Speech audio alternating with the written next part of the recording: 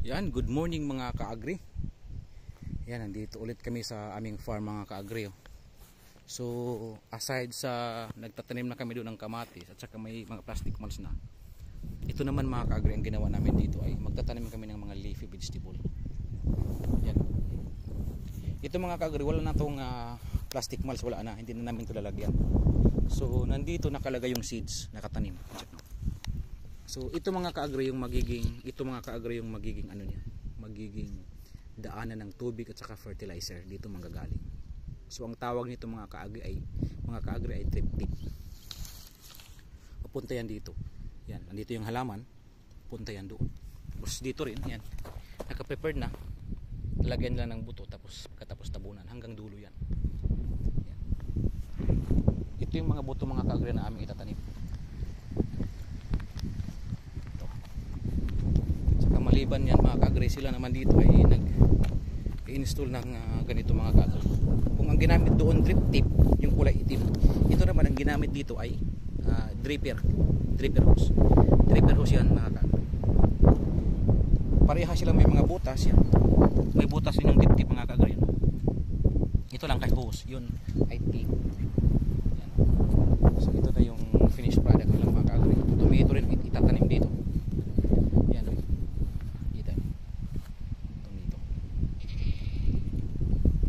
Ito yung itatanim nila mga ka-agri doon sa unang pinakita ko sa inyo yan.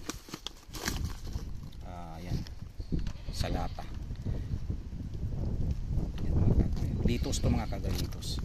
Tsaka meron silang radish mga ka-agri, radish yan.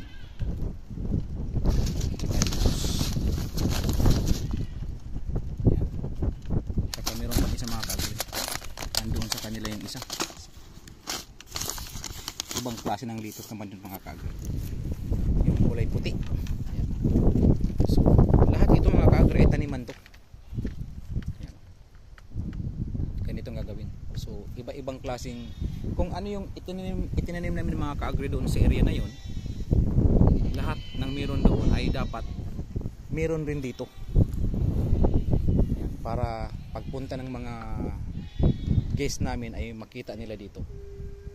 Para siyang ito yung model mga ka-agri nung doon sa area doon. Ito yung model. Inayos na rin nila. At ngayon nagtanim na naman kami ngayon ng litos.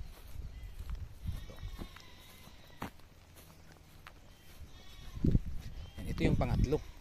Dito pala mga ka-agri, di ko nakita kanina. Yan, ito yung pangatlo mga ka-agri.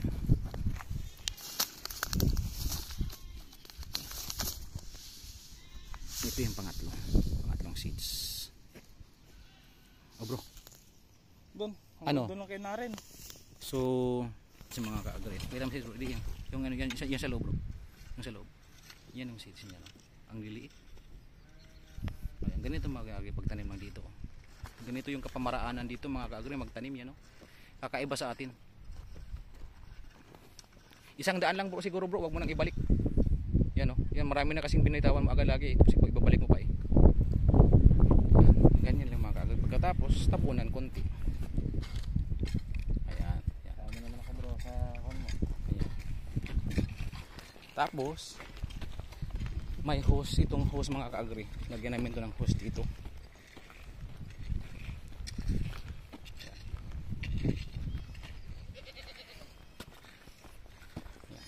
Ito dito, itong hose na to. Ayan. Itong hose na to mga ka-agri yan. Yung mga ganyan mga ka-agri. Dito na diyan namin i-kukunik itong dulo nito. Itong dulo. Itong dulo na to. Kukunik namin doon. So diyan dadaan yung tubig. Ito yung yung hose na yun yung pinaka main supply para dito. Diyan dumadaan yung tubig at saka fertilizer. So mula dito papunta dito, papunta sa hose na to.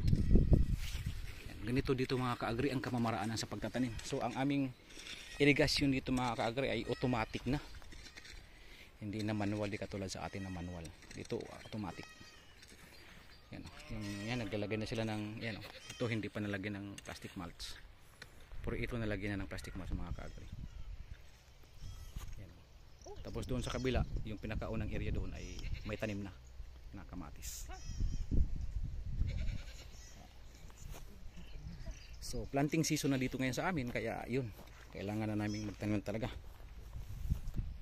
otherwise ay malilit kami.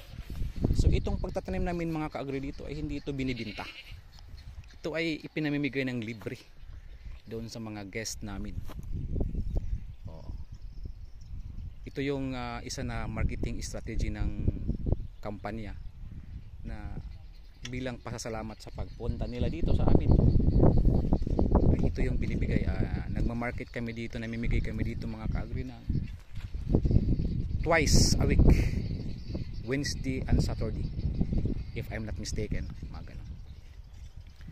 Ayun, so kailangan kami magtanim ngayon mga ka-agri kasi ang balita araw ay uulan mayang hapon at saka bukas, kaya kailangan namin matapos to dito.